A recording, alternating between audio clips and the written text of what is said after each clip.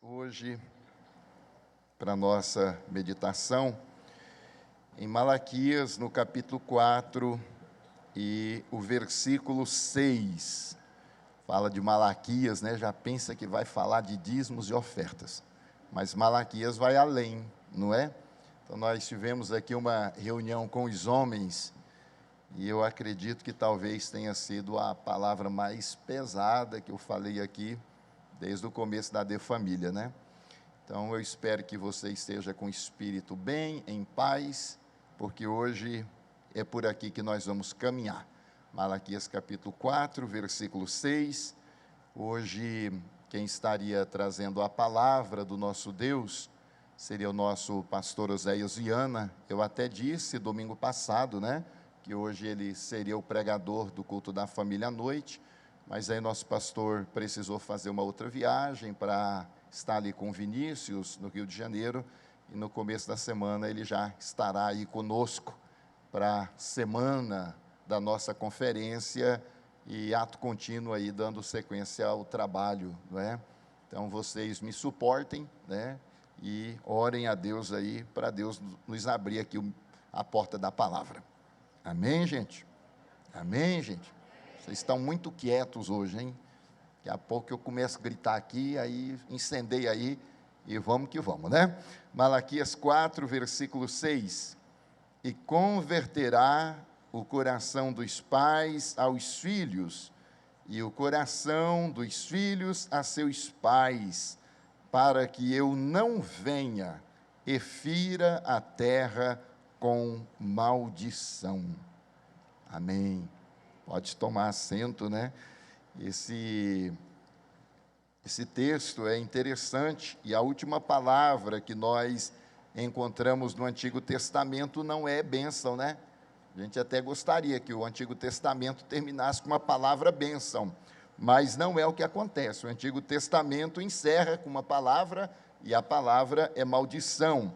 No entanto, esse texto é uma orientação para que esta maldição que Deus está dizendo ali no texto, para que ela não nos alcance. Então, eu vou pedir à igreja que diga comigo: maldição nenhuma ferirá a minha casa. Mais uma vez, maldição nenhuma ferirá a minha casa. Amém. Pode ser que você pense, mas a proposta do culto de hoje, de acordo com a nossa programação, é falar que o Evangelho traz salvação aos perdidos. E eu não estou negando a proposta, eu vou caminhar dentro dela. Mas, meus irmãos, minhas irmãs, eu estava pensando hoje de manhã, enquanto o pastor Abenildo nos trazia a palavra, seguindo a proposta de Atos capítulo 8, e falando então desse evangelho que revolucionou Samaria. O nosso tema do ano está em Atos 9:31, que fala ali, não é, do evangelho que vai transformar várias cidades, não é? Várias cidades. Fala da Judéia, aliás, não cidades, mas de regiões também, não é isso? Esse evangelho vai sair da cidade de Jerusalém, ele vai atingir Galiléia, vai atingir Samaria, e em Atos 1:8 fala que vai atingir até os confins da terra. Então, no mês de março, a nossa proposta era falar como o evangelho chegou a Samaria. Aí nós tivemos um período em que foi trabalhado aqui, o evangelho traz alegria à cidade. Atos 8 diz que quando Filipe chegou e lá entregou a palavra, a cidade inteira se alegrou. Então, é verdade que o evangelho traz alegria. E aí, na sequência, estudamos que o evangelho, ele também traz libertação. E ali foi trabalhado também em um dos nossos cultos sobre esse poder libertador do evangelho. E hoje a proposta é falar que o evangelho também traz salvação.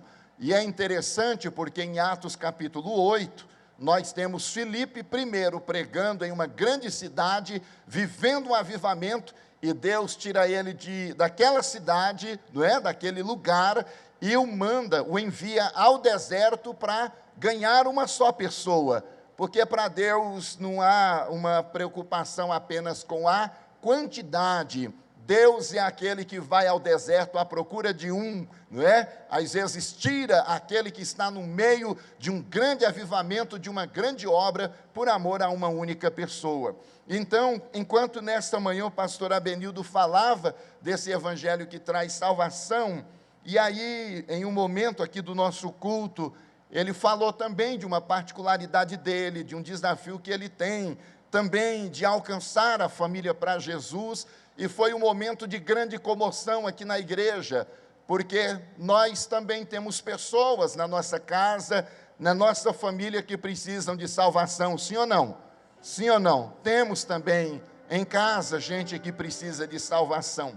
Mas meu coração ficou incomodado, porque às vezes nós pensamos em salvação só acerca de gente que não está dentro da igreja.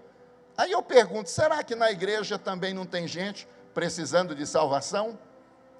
Me ajuda? Tem na igreja gente precisando de salvação? Será que tem? Será que tem? Houve uma época em que uma mensagem do Alejandro Bulhões, né, falando sobre perdido na casa de Deus, perdido dentro da casa, uma mensagem de um pastor adventista e que rodou o mundo e alcançou muita gente, porque ele fez uma interpretação do texto de uma forma brilhante. Quando alguém chega para ele e diz, pastor, eu estou na casa de Deus, mas eu estou perdido. E ele fala daquele jovem rico que chega para Jesus e diz, bom mestre, o que eu faço para ter a vida eterna? Os mandamentos, você conhece? Quais? Amar a Deus, amar o próximo, isso aí eu faço desde que eu era criança. Aí Jesus diz para ele, olha, mas tem uma coisa que te falta, desfaça do que te prende. Não é isso? Aí você vem comigo e essa salvação vai se confirmar. E aí o rapaz sai, porque ele não consegue romper com todas as coisas. Bom, dito isto, Malaquias é um texto forte demais. Eu penso que Deus poderia ter terminado o Antigo Testamento de uma maneira mais leve, mas Ele é Deus, Ele sabe o que Ele faz, amém? Né? A gente que fica querendo dizer para Ele como que Ele tem que conduzir as coisas, né? Nas nossas paranoias e tal. Mas Ele sabe o que fazer. E o texto de Malaquias termina com a palavra maldição. E maldição é um assunto muito popular entre os evangélicos. Fala-se sobre maldições hereditárias, quebra de maldições, fala-se acerca de tantos temas relacionados à maldição. E muitos associam a maldição à ausência de sentido existencial, às relações afetivas tóxicas, quando a pessoa sai de um relacionamento e entra no outro, e também aquele não dá certo, já presume que está debaixo de uma maldição. Outros entendem que maldição é a profissão e a carreira que estão estagnadas, as finanças que estão em colapso, o casamento que vive uma fase de frieza, de infelicidade que está à beira da ruína, a família desestruturada e expostas a sofrimentos constantes. Então há hoje na mentalidade brasileira a ideia de que todos esses infortúnios de alguma forma pode ser algum tipo de maldição. Agora, quando nós pensamos nessa questão de maldição, qual é a fonte? Quem é que gera, quem é que causa a maldição? No contexto que eu acabei de apresentar, a gente atribui a Satanás, é ele o causador, é ele o responsável pela gestação da maldição. No entanto, Malaquias trata de uma maldição que ela não tem origem em Satanás, não uma, mas fala de 4 maldições. Quem as causa não é Satã, mas é o próprio Deus. E essa maldição de Malaquias não pode ser quebrada com confissão positiva, com quebra de pactos passados com o mal, com reconhecimento de pecados sombrios na árvore genealógica. Não se quebra com campanha de oração, não se quebra com vigílias intermináveis, ininterruptas, não se quebra com pagamento de votos. Essa maldição se quebra de uma única maneira, de uma única forma, resolvendo o problema da vida com Deus. Ninguém diz amém nem glória a Deus, né? é o meio mais poderoso para a gente se livrar da maldição. Então vamos caminhar aqui no texto. Em Malaquias capítulo 1, versículo 13 e 14, está escrito: e dizeis ainda, que canseira, e me desprezais, diz o Senhor dos exércitos, vós ofereceis o dilacerado, o coxo e o enfermo. E aí Deus encerra dizendo no 14, maldito seja o enganador. Qual é a primeira maldição aqui do texto? É a maldição cultual, fruto de uma liturgia sem alma. Agora imagine, o culto não é para ser um ambiente de bênção, sim ou não? Me ajudem. Culto não é para ser um ambiente de bênção, de manifestação da glória, da graça, do poder extraordinário de Deus. Mas pasmem, a primeira maldição que nós encontramos em Malaquias, ela entra exatamente pela porta da liturgia, pela porta do culto. E qual é o problema dela? É a maldição do culto sem alma. Nós queremos compartilhar e queremos multiplicar. Nós queremos que Campo Grande seja impactado pela palavra. Queremos que os nossos familiares, parentes e amigos conheçam o Evangelho e tenham uma vida com Deus. Mas, meus queridos, minhas queridas, nada disso vai acontecer se a gente não perceber a maldição cultual, que é fruto dessa liturgia sem alma. E o que é liturgia sem alma? É vir à igreja sem querer vir, é estar na presença de Deus sem querer estar, é estar fisicamente presente, mas mentalmente distante. Ei, você está aqui hoje? Você está aqui hoje? Está aqui hoje, diante de Deus, focado em Deus, concentrado em Deus. Naquela época as pessoas diziam, que canseira. Que canseira. Ir ao culto era canseira. Faltava dinamismo, faltava alegria, faltava júbilo. Culto deixou de ser uma celebração. Em partes eu até entendo o povo do antigo Israel, porque Israel recebeu de Deus promessas mirabolantes. Deus prometeu a Israel que faria coisas extraordinárias. Desde Abraão, Deus prometeu dar a ele um grande nome, e a partir dele abençoar todas as famílias da terra. Então Deus escolhe aquela nação para ser o seu farol, para ser o seu luzeiro. E a história de Israel é linda. A história de Israel é marcada pela intervenção, pela provisão, pelas manifestações do poder de Deus. Mas quando você chega no livro de Malaquias, Israel não é nem a sombra daquilo que a profecia dizia a seu respeito. E então nós encontramos um povo ferido, nós encontramos um povo marcado, e pelo menos 8 vezes esse povo abre a boca para questionar a Deus. Está em Malaquias 1:2, o povo dizendo, em que nos tem amado? Deus está dizendo, Israel, eu te amo. Aí o povo devolve para Deus com a pergunta, em que nos tem amado? Aí nós encontramos em Malaquias 1:6, quando o povo diz, em que desprezamos o seu nome? Veja, é a expressão de uma alma ferida. E aí no 1:7, em que te havemos profanado? Aí nós caminhamos nos 2, 13 e 14, quando o povo diz, por que não olhas e nem aceita com prazer as nossas ofertas? Aí no 2:17, em que te enfadamos? Encontramos no 3:7, em que te havemos de tornar? No 3:8, em que te roubamos? E no 3:13, que temos falado contra ti?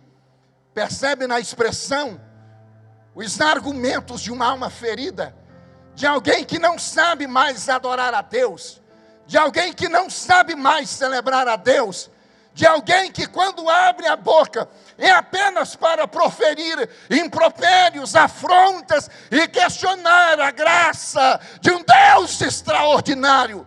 Ei, Quanto tempo mais da sua vida você passará apenas questionando, apenas murmurando, apenas reclamando, quando deveria estar usando esse tempo para celebrar, para adorar, para agradecer? Me permita a indiscrição, será que já saiu pelo menos alguma manifestação de adoração dos teus lábios nesta noite para com o Senhor? Será que a maldição da liturgia sem alma, ela não tem tentado te pegar aqui? Satanás trabalha com a igreja com duas frentes. A primeira é te impedir de vir aqui. Às vezes está tudo bem, a gente se prepara para ir adorar a Deus, e de repente tudo desmorona, sim ou não? Não aconteceu lá? É pneu de carro que fura, é carro que não dá partida, é cachorro que começa a latir, é gato que... é mulher que também não ajuda, é homem perturbando, vamos danada. O culto já tá quase na hora da bênção apostólica. E a gente entende que a primeira frente dele é te impedir de chegar aqui. Mas vencemos o primeiro desafio. Estamos aqui, amém? Amém! Estamos aqui, glória a Deus! Bom, aí quando você passa aquelas portas, aí ele te deixa cultuar e adorar, sim ou não? Me ajuda, sim ou não? Não, não, não. Aí ele vai tentar te prender, exatamente na maldição da liturgia sem alma. Fazer com que você fique só no seu lugar, alheio a tudo que está acontecendo aqui, analisando cada pessoa que vem e que fala, aquele lá pediu oferta, aquele lá cantou, aquele lá fez isso, fez aquilo. Ei, não é isso. Você veio aqui simplesmente para adorar, não foi? Sim ou não? Pastor Barbosa estava quase pulando da cadeira aqui na hora que os irmãos estavam ali, não é isso? Simplesmente te adorar. Está difícil, Deus, está difícil, mas não importa, eu estou aqui para te adorar. Deus, amanhã eu tenho tantos desafios, cuidaremos dos desafios da manhã, amanhã, porque nesse tempo a prioridade é dele. É dele, é para ele, é para a glória dele, é para o louvor dele. Não é canseira, é prazer. Você ainda anda, ainda fala, ainda enxerga, ainda respira, pelo amor de Deus, ainda respira. Você pode agradecer a Ele por isso então? Poderia ser melhor. Isto. Quem mais? Quem mais? Quem mais? Quem mais? Quem mais? No púlpito não? Quem mais? Quem mais? Está fraco, irmãos, está fraco. Pode ser melhor. Melhor, pode ser melhor. Quem mais? Quem mais? Quem mais? Quem mais? Não é canseira.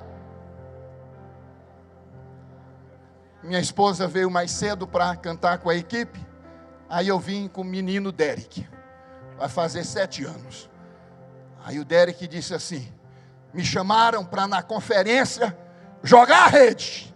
Eu falei: meu filho, então joga a rede. Aí ele falou: por que elas me chamam? Eu falei: porque você é um menino de Deus. Aí ele disse: mas tem que chamar tanto? Eu falei: mas por que chamar tanto? Chama às vezes, rapaz. Ele diz: não, é porque eu estou cansado.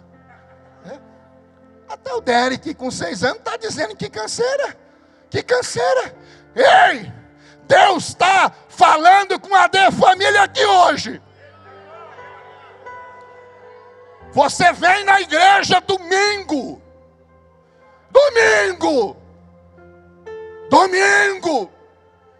e ainda reclama. Deus está falando aqui. Uma vez por semana. E boa parte do percurso é reclamando. Muda isso. Se liberta da maldição da liturgia sem alma. Não é canseira. Eu estou vivo. Eu estou salvo. Eu amo Deus. Isso, aleluia. Aleluia. Aleluia. Eu não estou aqui obrigado. Eu não estou aqui obrigado. Você não está aqui obrigado. Então estar aqui é um privilégio. Estar aqui é um privilégio, igreja. Estar aqui é um privilégio. Estar aqui é um privilégio. Estar aqui é um privilégio. Quando a sua alma se cansa, o seu corpo, a sua adoração, começa a dar sinais. Quando o povo diz assim, que canseira, a hiato contínuo, vem aquilo que o povo oferece a Deus. Aí começa a dar a Deus o coxo, o roubado, não é? Tudo aquilo que não servia para adoração. Transferindo para a área da espiritualidade. Irmão, irmã, não caia na armadilha de pensar que bater cartão aqui é adoração, porque não é, porque não é. Pastor João Vitor leu um texto em que os dois adoraram, os dois sacrificaram, os dois ofereceram, mas Deus só gostou de um, e só recebeu de um, sim ou não? Ofereça a Deus um culto que vale a pena. Ofereça para Deus um culto que impacte, que transforme a sua vida. Não é canseira. Deus não é canseira. Eu não estou aqui obrigado. Eu estou aqui porque quero estar. E mais vale um dia aqui do que 1000 em qualquer outro lugar. Aleluia. Oh, aleluia. Aleluia. Segunda maldição que a gente encontra aqui no texto, está em Malaquias 2:2. Malaquias 2:2. Aí Deus diz assim, ó, Malaquias 2:2. Se vocês não derem ouvidos, e não se dispuserem a honrar o meu nome, vai aparecer lá no texto, olha, lançarei maldição sobre vocês, e até amaldiçoarei as suas bênçãos. Ficou sério, já estava, agora piorou um pouco, porque agora Deus está lá, ó, enviarei maldição contra vós, e amaldiçoarei a bênção. Sabe qual é a segunda maldição? É a maldição espiritual, fruto da sujeição cega a falsos líderes.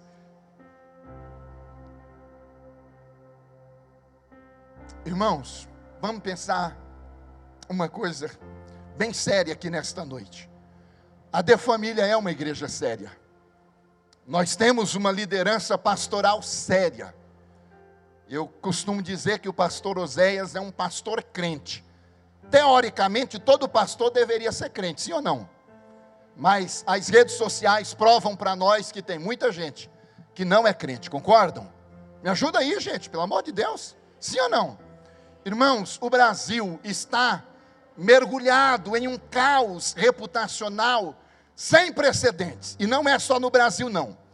Pesquisas indicam que nos Estados Unidos, entre as categorias menos dignas de créditos, pastores. No Brasil, nós encontramos também a liderança pastoral em uma situação crítica. E tem muita gente que acha que qualquer igreja serve. Não serve. Qualquer pastor serve. Não serve. Tem muita gente frequentando igrejas, pensando que estão sendo abençoadas, e não estão. Por que não estão? Porque aqui no texto Deus está dizendo: se vocês não derem ouvidos e não se dispuserem a honrar o meu nome, está falando da liderança. Aí ele diz: lançarei maldição sobre vós. E aí Deus vai além. Ele diz que quando a liderança não está em harmonia com a sua vontade, a bênção que é proferida daqui se torna maldição quando chega aí. Aí você vem me dizer que qualquer igreja serve? Você vem me dizer que qualquer denominação serve? Você vem me dizer que qualquer liderança pastoral basta? Pelo amor de Deus, irmão. Pelo amor de Deus, irmã. Precisamos abrir os nossos olhos e caminhar debaixo de uma liderança espiritual temente a Deus. Temente a Deus, homens íntegros, homens de caráter, homens que sejam exemplo de marido, de pai, de filho, que seja referência de cidadão, não qualquer profissional do sagrado, não qualquer aventureiro que começa a falar, mesmo usando essa Bíblia. Deus está dizendo, e quando você ouve alguém que não está debaixo da graça dele, da autoridade dele, você não está sendo abençoado.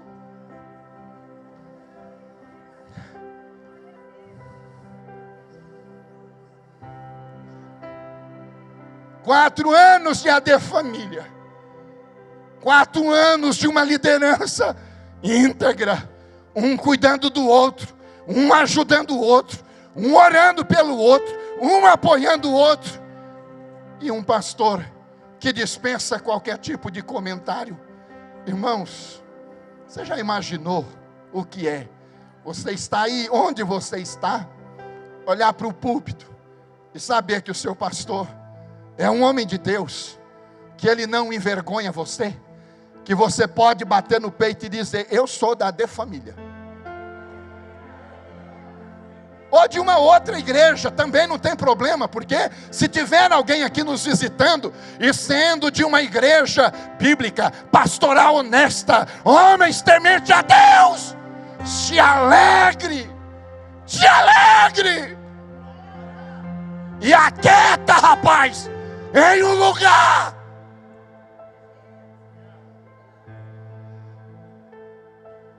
A liderança espiritual que você escolhe diz muito. Não é sobre ela, é sobre você. Maquiavel dizia que nunca faltarão enganadores na face da terra, porque nunca faltarão pessoas que querem ser enganadas. Oh, meus irmãos, oh, minhas irmãs, Deus está dizendo que você precisa caminhar debaixo de uma autoridade espiritual, de homens que temam a Deus, porque quando esses homens tementes a Deus abrem a boca para abençoar, aí te abençoa. Coloca para nós 2 Crônicas 20:20. Você está em um ambiente saudável, onde a palavra de Deus é valorizada, onde a palavra de Deus é honrada, então se aquete. Ah, não, pastor, mas eu vou lá, porque lá o cara cospe fogo. Aqui a gente prega a palavra de Deus, amém? Não, mas lá, irmão, pelo amor de Deus, tem 4 anos que você está frequentando essa igreja aqui. O que mais falta para você entender que esses homens não são homens arrogantes, não são homens presunçosos, não são homens dinheiristas, não são homens que buscam o autoengrandecimento, não, são apenas homens tementes a Deus, que querem pregar a palavra de Deus e tentar, apesar das limitações que todos nós temos, ajudar você a chegar diante de Deus. Aí o texto está dizendo lá na parte final: ouvir-me, ó Judá, E vós, moradores de Jerusalém, crede no Senhor vosso Deus e estareis seguros. Crede nos seus profetas e prosperareis. A sua prosperidade não depende apenas da tua habilidade no mundo dos negócios. Não depende apenas da sua capacidade de se articular nos meandros. Não. A bênção de Deus para você transita por duas áreas. A primeira, quer estar seguro, quer estar firme, então creia em Deus. Porque nós não podemos dar segurança para você. A sua segurança depende de crede no Senhor vosso Deus e estareis seguro. Quem crê em Deus? Não, levanta a mão assim, bem forte. Se você crê em Deus, você está seguro. Mas na de família, eu não creio que Deus levantou essa igreja só para a gente estar seguro. Ele quer fazer mais alguma coisa. Ele quer nos abençoar. Ele quer nos fazer prosperar. E para prosperar, está lá no texto. Tem que crer em quem? Tem que crer em quem? Me ajuda, tem que crer em quem lá, ó. Na parte final, em Deus é para estar seguro. E para prosperar, nos seus profetas. Não é qualquer um que diz que é profeta. Não é qualquer um que chega, vai botando a mão na tua cabeça. Não é qualquer um que chega para você e dizendo casa com esse, descasa com aquele. Não. Abre isso aqui porque Deus... Irmãos, não. É aqui. É do altar. É de homens de Deus que sairá a palavra que te abrirá caminhos para a vida. É daqui. Crede nos profetas de Deus. Sua vida vai prosperar e vai prosperar aqui. Vai prosperar aqui.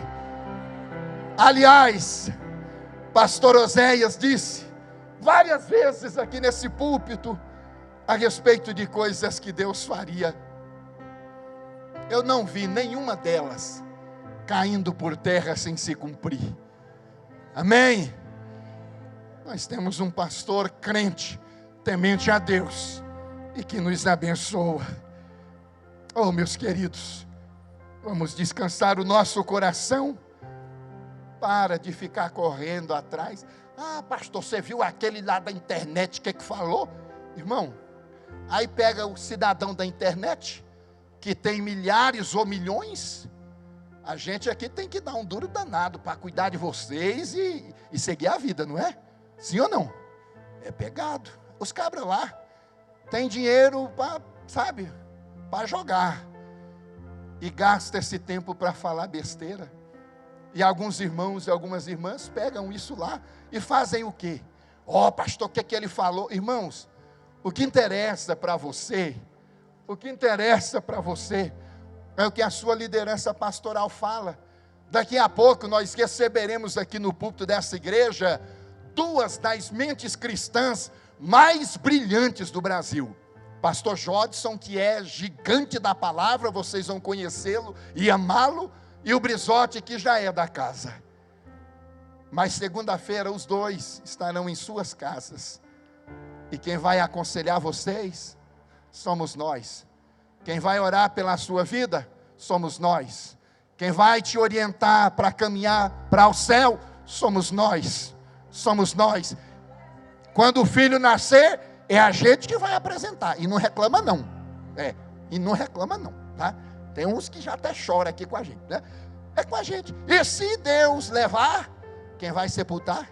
Barbosa é o principal, mas, né? O Barbosa tem um ministério aí, né? Irmãos, é aqui. Aí a pessoa fica dizendo, mas aquela mega igreja, é lá, é a vida dela, é a história dela. Sua história é aqui com a gente. Ninguém bate palma, né? Pelo amor de Deus. Irmãos, bate palma assim com alegria, sabe? É com a gente, é com a gente. Mas eu lhe garanto uma coisa: se você continuar crendo em Deus, você terá segurança. E se caminhar com uma liderança que ama Deus, a sua vida vai prosperar de maneira abundante, amém? Oh, glória a Deus. Dá tempo de falar mais uma aqui? Aí nós vamos ter que passar por ela, porque não dá para fugir. Lá no capítulo 3, versos 8 e 9, tem uma outra maldição. É a maldição financeira, fruto da toxina da ingratidão. Talvez seja o texto mais odiado nas igrejas, o Malaquias capítulo 3, versos 8 e 9. Sim ou não? Me ajuda aí. É um texto que cria uma indisposição.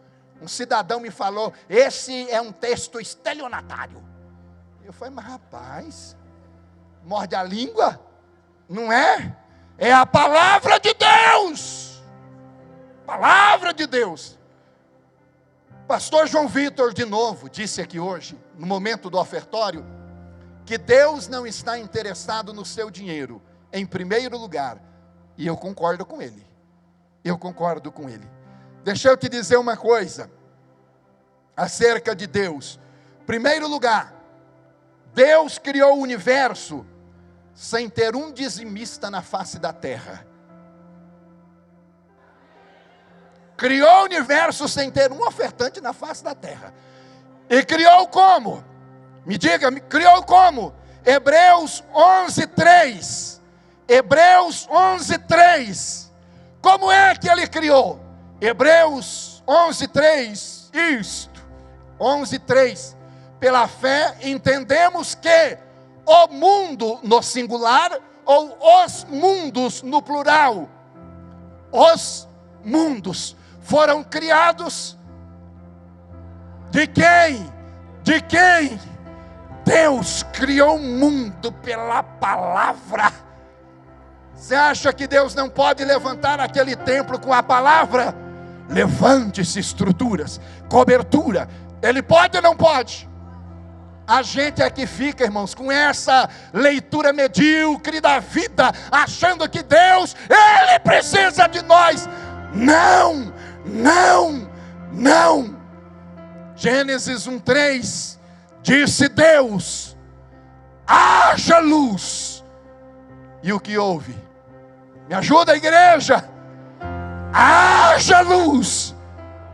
Haja luz. Fez tudo isso e nós não estávamos lá. Deus disse que Israel prosperaria financeiramente de maneira abundante. Deuteronômio 8:18. Deuteronômio 8:18. Aí Deus diz: antes te lembrarás do Senhor teu Deus, porque é Ele o que te dá força para adquirires riqueza. Então Deus está dizendo que vai abençoar, mas até a força que a gente tem para pular de manhã, para trabalhar, para fazer os negócios, para vender, para receber, para contratar, para demitir, para aguentar as demandas de um dia inteiro, vem dele.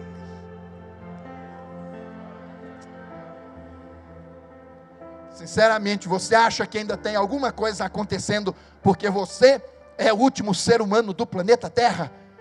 Não. Deus, Ele não precisa, irmãos, não precisa de nós. Não precisa. Paulo, escrevendo a Timóteo, a primeira carta, no capítulo 6:17, ele diz: o Deus vivo, que abundantemente nos dá todas as coisas para delas gozarmos. Tem recebido bastante aí? Vamos, gente, me ajuda? Tem recebido bastante aí? Ei, amenzinho, mais devagar, meu Pai do céu. Quem quer receber bastante aí? Amém, eu quero. Você não quer, manda para nós depois, tá? Assim, e Paulo está dizendo que é o Deus vivo que dá. Dá uma medidinha assim, Zé Mário, pequenininha? Não. Hã? Fala, Marina. Abundantemente. Aí ele dá uma coisinha só para nós, não é? Deus miserável esse. Não, como é que está lá no texto? Todas. Qual é a tua necessidade? Aqui comigo, gente, pelo amor de Deus. Qual é a tua necessidade? Qual é o milagre que você está esperando receber? Paulo está dizendo que Ele tem, e Ele dá abundantemente. Quem recebe? Ele dá abundantemente todas as coisas. Então, pelo amor de Deus, entenda que é dele, é por ele, é para a glória dele. E para a gente terminar e voltar para casa, para comer o que sobrou do almoço, se sobrou, se não sobrou, Deus proverá. Ele dá abundantemente todas as coisas, não é? Oh, meu Pai do céu. Malaquias 4:6. Malaquias 4:6, terminamos onde começamos. Na reta final, fala sobre a maldição familiar. E a maldição familiar é fruto da desconexão e também do desafeto.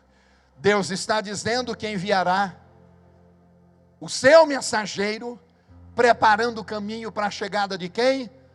Do Messias. Se o irmão, ou quem está aí na mídia, projeta Mateus 1:1, porque o Malaquias 4:6 termina com a maldição. E o Mateus 1:1 vai dizer livro da geração de Jesus. Lá termina com maldição. Aqui nós abrimos com a bênção. Ah, meu Deus do céu. A glória a Deus aí, gente, me ajuda. Né? Estou igual o Derek, estou cansado. Então dá uma força aí, pelo amor de Deus. Malaquias 4:6, a última palavra é maldição. Mas aqui é o livro da geração de Jesus Cristo.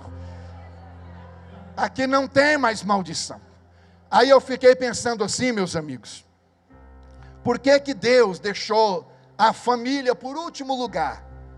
Porque a gente pode lidar com o culto sem alma, com a sujeição cega à autoridade espiritual corrompida e com a ganância que nos coloca na reta do juízo de Deus.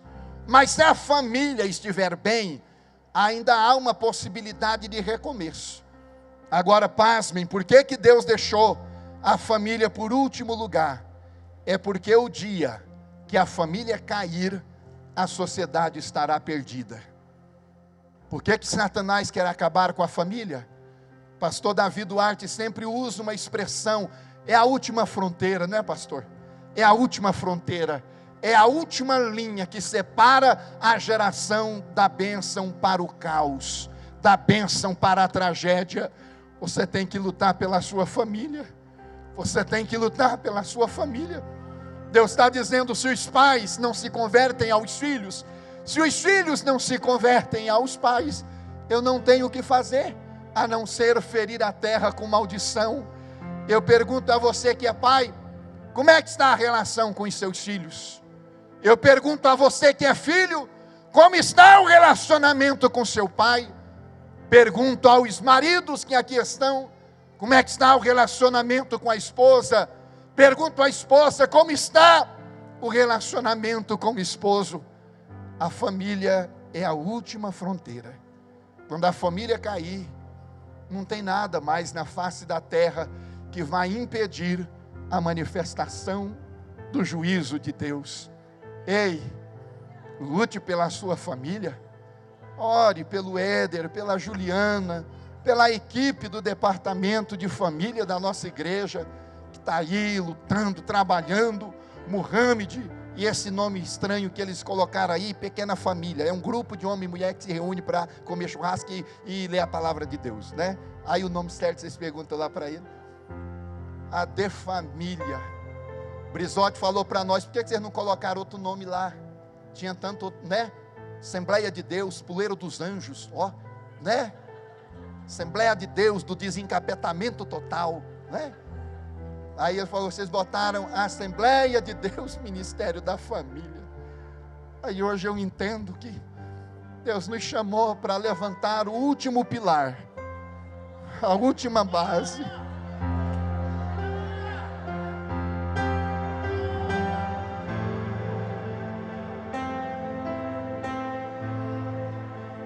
Se a gente consertar a família, nós salvaremos gerações. Vamos nos levantar.